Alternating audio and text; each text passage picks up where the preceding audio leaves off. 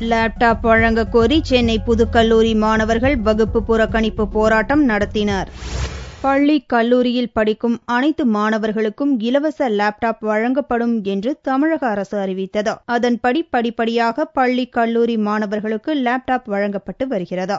இந்நிலையில் சென்னை புதுக்கல்லூரி மாணவர்கள் வியாழக்கிழமை திடீர் வகுப்பு புறக்கணிப்பு போராட்டத்தில் ஈடுபட்டனர். 3ஆம் ஆண்டு மாணவர்களை புறக்கணித்துவிட்டு 2ஆம் ஆண்டு மாணவர்களுக்கு லேப்டாப் வழங்குவதாகவும் தங்களுக்கு வழங்காவிட்டால் தொடர் போராட்டத்தில் ஈடுபடப் போவதாகவும் தெரிவித்தனர். தமிழக அரசு 3ஆம் ஆண்டு மாணவர்களுக்கு மடிக்கணினி வழங்காமல் 2ஆம் ஆண்டு படிக்கக்கூடிய மாணவர்களுக்கு மடிக்கணினி வழங்குது. நாங்க இது சம்பந்தப்பட்ட அதிகாரிகிட்ட கேட்கிறப்ப இது கவர்மெண்டோட ஜிஓ, அதனால எங்களுக்கு தெரியாது, நீங்க கவர்மெண்ட்டை கேளுங்க அப்படின்றாங்க. அதை கண்டித்து தமிழக அரசு எங்களுடைய கோரிக்கை வலியுறுத்தி இன்றைய தினம் வகுப்பு புறக்கணிப்பு போராட்டம் நடைபெற்றிருக்கிறது. தமிழக அரசு இதற்குண்டான ஜிஓவை 2-3 நாட்களில் வெளியிட வேண்டும். இல்லை என்று சொன்னால் தமிழக அரசை கண்டித்து தமிழக சட்டமன்றத்தையோ சென்னை பல்கலைக்கழகத்தையோ முற்றுகையிடுவோம் என்று புதுக்கல்லூரி மாணவர் சார்பாக தெரிவித்துக் கொள்கிறோம். அதிகாரிகளிடம் முறையிட்டால் அரசாணை வரவில்லை என்று கூறுவதாக தெரிவித்த மாணவர்கள் உடனடியாக தமிழக அரசு அரசாணை பிறப்பிக்க வேண்டும் என்றும் வலியுறுத்தினர்.